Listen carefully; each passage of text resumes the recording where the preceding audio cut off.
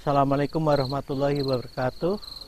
Nama saya Suparto. Dulu saya melakukan ritual-ritual religi dengan cara-cara budaya, cara-cara ya yang mungkin belum syariat.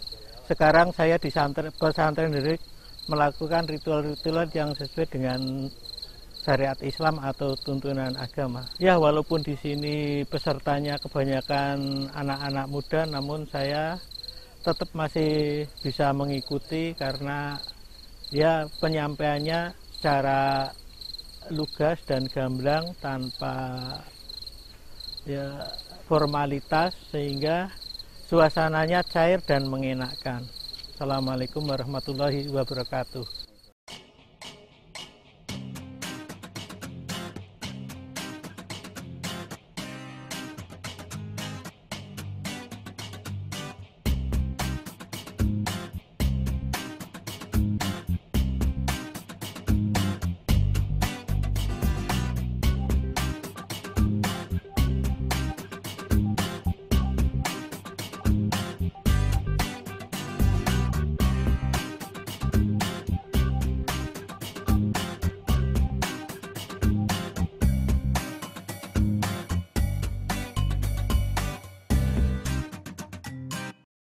Nama saya Ade dari Jogja.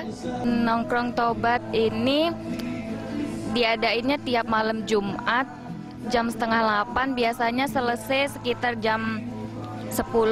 Yang bikin saya mau bela-belain datang ke sini ya soalnya di sini acaranya lebih nyantai. Ada yang nyantai, ada yang sambil ngopi, yang tidur, silakan. Ada juga tadi yang sudah mulai lari-lari. Pengupasan materinya juga lebih enak, lucu juga ustadznya. Gagak berdialog dengan kerbau. Ya, misalkan gagak berdialog dengan kerbau. Lebih nyaman aja kalau ngaji di sini. Jadi nggak ngerasa kayak lagi ngaji sebenarnya, kayak lagi ngumpul tapi dapat ilmu. Buat teman-teman yang muda, yang tua ngerasa muda boleh datang ke sini, ngaji di sini di Santren Delik. Nongkrong Tobat tiap malam Jumat jam setengah 8 sampai jam 10. Alamatnya di Kalialang Lama 9 nomor 44. Pakaiannya bebas, di sini dapat makan. Terus boleh bawa teman banyak-banyak, gak apa-apa. Assalamualaikum. Assalamualaikum warahmatullahi wabarakatuh. Perkenalkan, saya Dian Ayu Primavera. Saya dari Universitas Dian Nusantara. Saya kesan di sini pertama kali sih, baru datang di sini itu dari teman saya. Nah, saya juga penasaran kayak gimana. Seru aja deh. Harapannya bisa menambah pengalaman, juga menambah ilmu.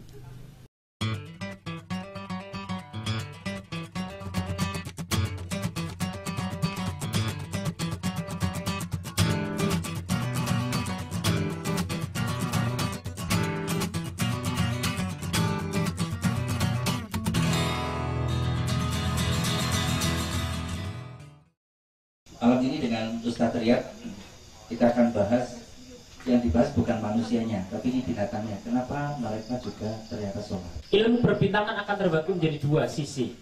Dalam bahasa dulu saya pernah belajar satu kitab yang nama Sulamun Nayyirain. Sulamun Nayyirain itu adalah kitab tentang perbintangan. Sholat sendiri aja lihat Imam Allah Ta'ala. Sebab apa? Belakangnya meyakini bahwa belakangnya ada jin-jin.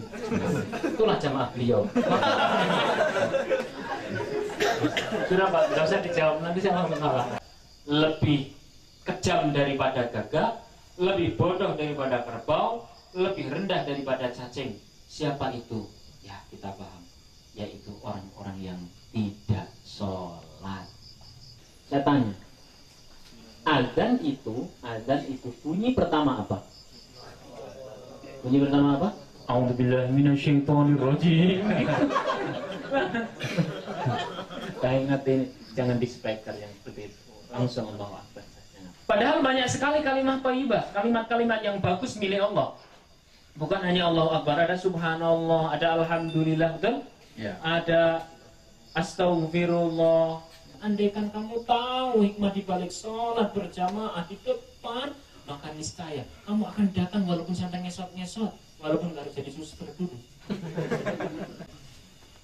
Nah, kalau tadi dari rangkaian adzan, kita kan tahu tadi bahwa satu kata pembuka saja di depan jelas bahwa Gongnya mantap.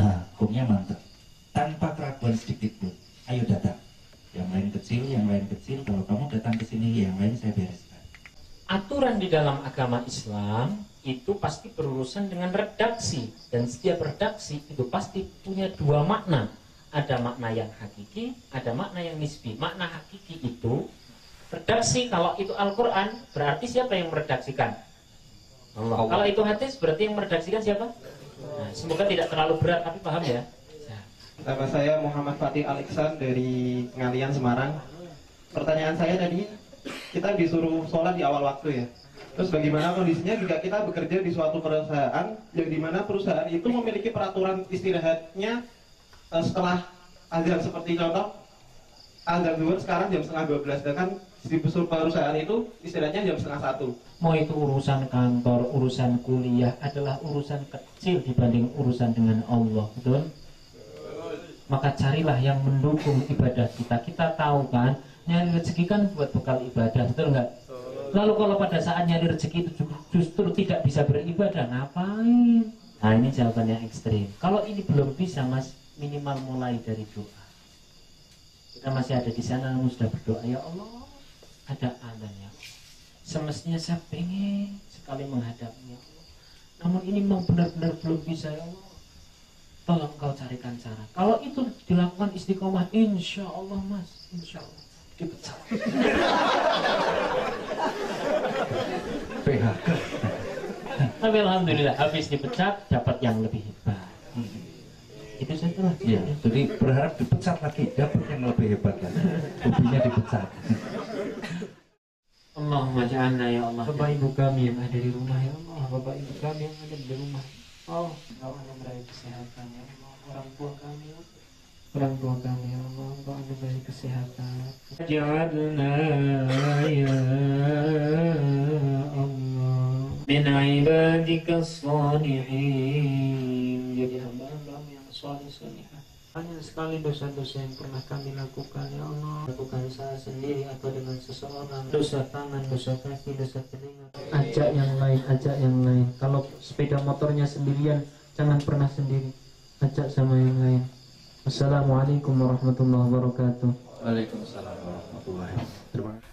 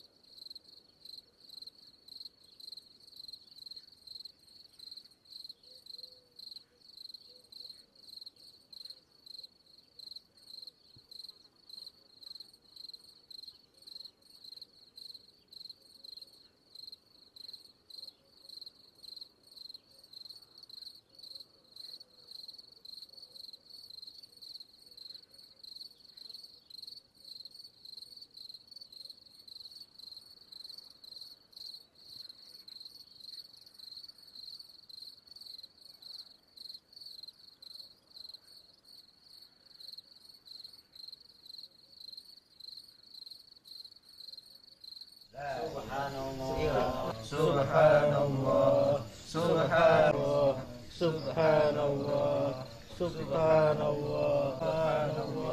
subhanallah, subhanallah. Mari bersama-sama kita sholat tahajud. Sholat tahajud adalah sholat pilihan manusia pilihan. Sebab tidak semua manusia diberi anugerah pilihan itu. Maka kita yang bisa sholat tahajud adalah waktunya waktu pilihan, manusia-manusianya pilihan, dan tentu akan mendapatkan satu takdir pilihan.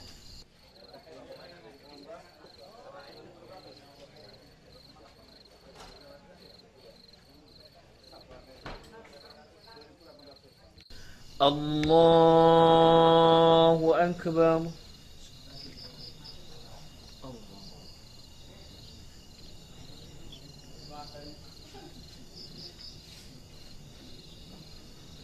Bismillahirrahmanirrahim.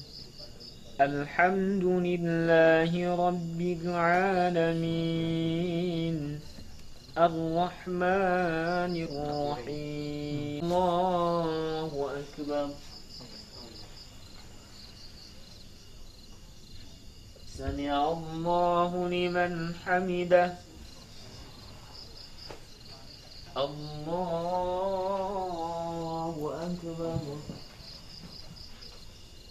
Allahu Akbar.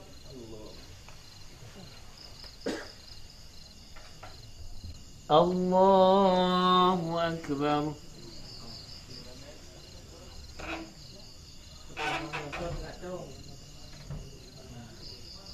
Assalamualaikum warahmatullahi.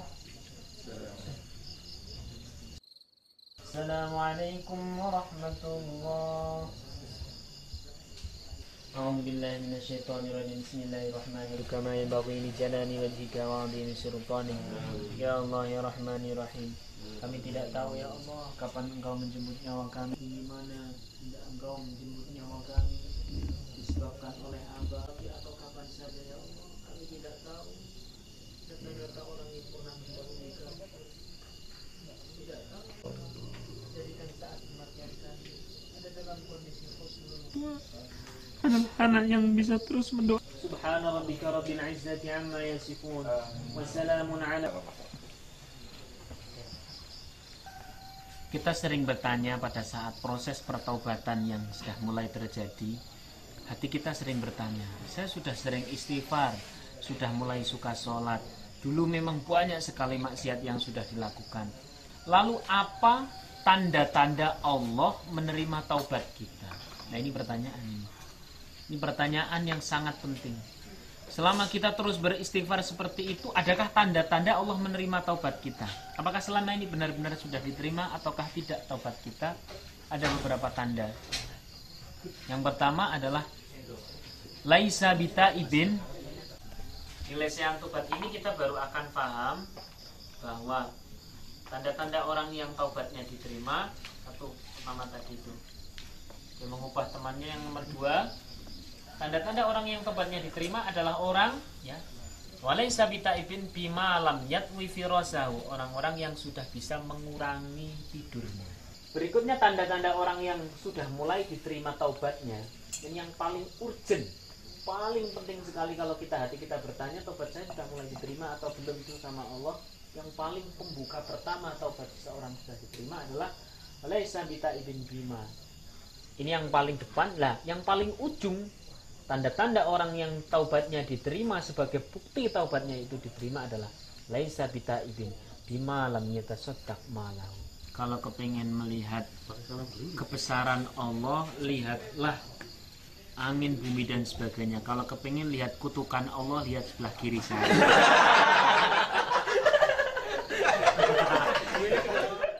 Sebenarnya cantik itu nggak harus putih, nggak harus molek, nggak harus mancung. Yang penting cantik itu perempuan.